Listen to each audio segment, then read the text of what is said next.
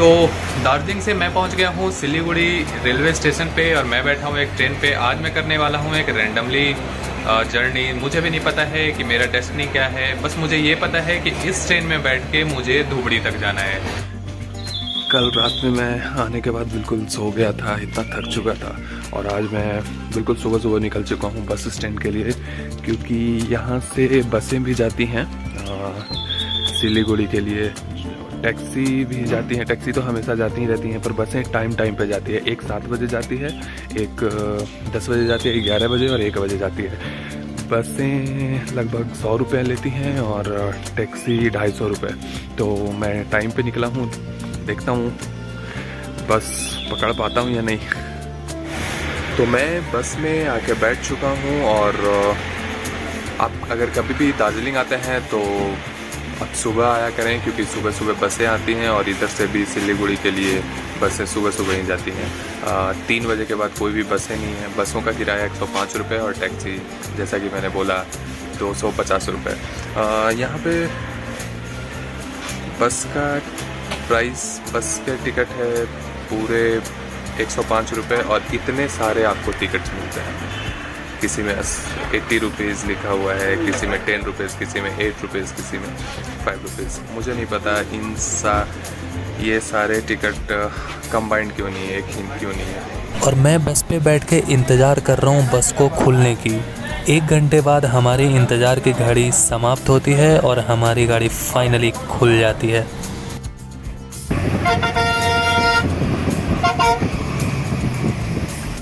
दार्जिलिंग से सिलीगुड़ी की दूरी लगभग 75 किलोमीटर है और नज़ारे ऐसे जैसे आपको पलक झपकाने का मन भी नहीं करेगा।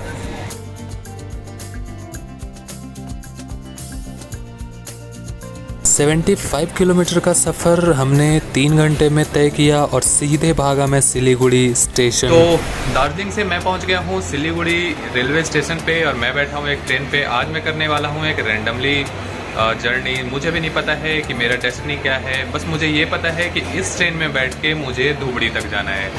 एक्चुअली बात यह है कि एक फ्रेंड मिले थे ट्रेन में, तो मैंने अपनी स्टोरी बताई कि मैं मतलब लोग बुलाते हैं तो मैं चला जाता हूँ उनके यहाँ। तो वो बोले ठीक है आप मेरे यहाँ भी आ जाओ। उन्होंने आगे की डेस्टिनी नहीं बताई है, बस ट्रेन नंबर बताया मुझे और मुझे बोला आप धुबड़ी तक आ जाओ, फिर मैं आगे फ़ोन कॉल करता हूँ आपको। तो ये काफ़ी एडवेंचर लग रहा है मुझे और काफ़ी सस्पेंस है। मुझे सस्पेंस है, मुझे ही नहीं पता आप लोगों को क्या बताऊँ। दरअसल ये एक स्लम एरिया है और यहाँ बन रही है दुर्गा पूजा का पंडाल। दुर्गा पूजा में अभी 1 महीने बचे हुए हैं और स्लम एरिया में इतना भव्य पंडाल बस एक पैमाना है मापने का, यहाँ पे दुर्गा पूजा कितना शानदार तरीके से मनाया जाता होगा। ये जो अभी आप लोग स्क्रीन पे देख रहे हैं ये हो रही है चाय की खेती। वैसे तो दार्जिलिंग चाय की खेती के लिए बहुत फेमस है, पर मेरे एक्सपीरियंस के मुताबिक आसाम भी कुछ पीछे नहीं। मैं ना तो कभी किसी के द्वारा इस बात को सुना था और ना ही तो मुझे बिल्कुल उम्मीद थी। बंगाल में इतनी अच्छी नेचर की खूबसूरती।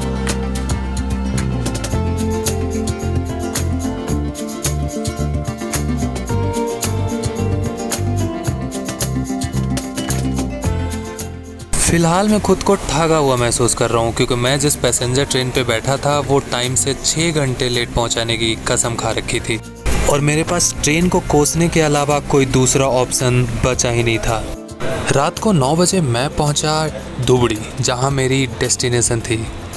पहुँचते ही मैं सबसे पहले टूटा खाने पे और खाना इतना ख़राब कि मैं आपको दिखा तक नहीं सकता, पर इस होटल के ऑनर थोड़े अच्छे दिल के थे। मुझे तैरना नहीं आता, पर अब तो ऐसा लगने लगा है कि मैं समंदर में छलांग लगा दूं और समुंदर के गहराई में भी कोई ना कोई बचाने आ जाएगा। धुबड़ी पहुंचते ही मैं पहुंचा एक होटल में, जहां पे मुझसे मुलाकात हुई भाई साहब की और इनकी होटल में मैं पहुंचा भूख मिटाने और यहाँ मुलाकात हुई मुझे यहाँ के ऑनर से। मैंने पूछा भाई साहब कुछ बजट फ्रेंडली होटल बता दो जहाँ पे रात गुजार सकूँ। अब इन्होंने ऑफ़र दिया कि आप मेरे साथ प्रॉब्लम है तो रात गुजार सकते हो। मतलब जब मैं घर से निकला था तो और मेरे जेब में पैसे नहीं थे, मैं सोच रहा था यार कैसे कर पाऊँगा, क्या कर पाऊँगा, बट के लिए भगवान ने भेजा ही भेजा है। तो आज मैं इन्हीं के साथ इनके घर पे रात बिताने वाला हूँ। सुबह होते ही मैं पहुंच गया हूं धुबड़ी के जोगो माया घाट और मुझे करनी है अभी 2.5 घंटे की ब्रह्मपुत्र नदी में सफ़र। मैं हूं एक्चुअली अभी बोट पे और इस बोट पे मैं करने वाला हूं 2.5 घंटे की सफ़र। शायद यहां से कोई कनेक्टिविटी नहीं है जहां मेरी डेस्टिनी है, तो और मुझे भी सच में ये सरप्राइज़ है। ये जर्नी ना सच में ये बहुत एडवेंचरस और सरप्राइजिंग जर्नी है। पता नहीं क्या क्या करना पड़ेगा। मैंने ऐसे रास्ते, मुझे नहीं लग रहा है मैं इंडिया में ही हूँ और कनेक्टिविटी नहीं होगी गांव तक।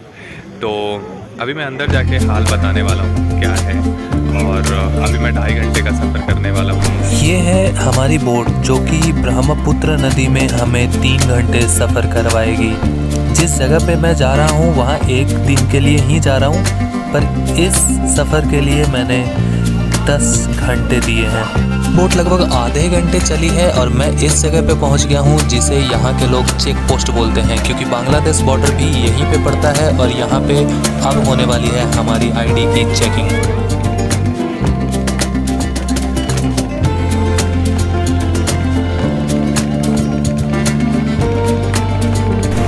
ये जो सामने बोट तैर रही है ये बांग्लादेशी बोट है। आप गौर से देखेंगे तो इसमें इंडियन और बांग्लादेशी फ्लैग दोनों लगा हुआ है, क्योंकि ब्रह्मपुत्र में बन रही है एशिया की सबसे बड़ी ब्रिज और ये बोट बांग्लादेश से कुछ सामान यहाँ इंपोर्ट करने आया है। मैं बोट पे बैठे बैठे ये सोच रहा था कि मैं जिस जगह पे जा रहा हूँ क्या वो इंडिया में ही है, अगर हाँ तो उस तरफ के लोग कैसे होंगे, मैं बिल्कुल इमेजिन नहीं कर पा रहा था। फिर मैंने लिया एक लोकल की मदद। फाइनली 3 घंटे के बाद मैं पहुँच गया आखिरकार उस तरफ, मेरा मतलब है उस दुनिया में।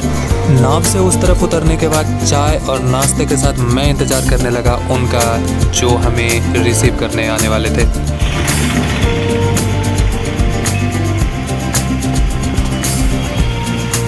तो जिस जगह पे बोट रुकी थी वहाँ पे लगभग 1 घंटे वेट करने के बाद भाई साहब लेने आए थे, जिन्होंने हमें बुलाया था। यहाँ पे उनके फ्रेंड हैं, एक्चुअली वो बिजी थे तो अपने दोस्त को भेजा, साजिद को, बहुत सी आदमी है, और इन्होंने यहाँ पे खाने के लिए इनवाइट किया और फिर हम खाना खा के पेट पूजा करके निकलेंगे घर। तो फाइनली मैं अपने डेस्टिनेशन पे पहुँच गया था। एक्चुअली ये रैंडम डेस्टिनेशन था मेरा, मुझे बहुत सस्पेंस दिया है इन्होंने कि यहाँ पे आओ, यहाँ पे आओ, यहाँ पे आओ, और फिर यहाँ पे मतलब बोट के नदी का रास्ता, फिर मुझे ट्रेन लेना पड़ा, फिर मुझे गाड़ी लेनी पड़ी।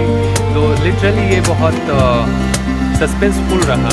और मिलिए भाई साहब से, इन्होंने हमें इनवाइट किया है यहाँ पे। एक्चुअली हम लोग रैंडमली मिल गए थे ट्रेन में। मैं दार्जिलिंग जा रहा था अरुणाचल से और ये जा रहे थे गुवाहाटी से गोलपाड़ा स्टेशन। तो हमारी मुलाकात रैंडमली हो गई थी और फिर मैं इनके यहाँ हूँ। और मैं हूँ कामाख्या देवी शक्तिपीठ मंदिरों में से एक मंदिर यहाँ पे भी। ऐसा कहा जाता है कि माता पार्वती का एक अंग यहाँ भी आके गिरा था। यहाँ पे आने के बाद ये पता चला कि मैं अभी आसाम में हूँ और यहाँ से पश्चिम बंगाल का बॉर्डर और मेघालय और एक इंटरनेशनल बॉर्डर बांग्लादेश भी है। यहाँ घूमने को तो काफ़ी सारी चीज़ें थी, पर मेरे पास टाइम 1 ही दिन का था। कामाख्या देवी के दर्शन करने के बाद सूर्य भगवान से भी हुई हमारी लास्ट मुलाकात। मैं इतना लंबा सफ़र करके आने वाला इंसान जाके रात को सो गया और सुबह चाय पीते ही मैं निकल गया मेघालय के लिए। और अभी मैं जा रहा हूँ नॉर्थ ईस्ट का सबसे खूबसूरत राज्य मेघालय। अभी के लिए इतना ही, और मैं आपको दिखाने वाला हूँ आगे मेघालय के खूबसूरती और वहाँ के लोगों का रहन सहन।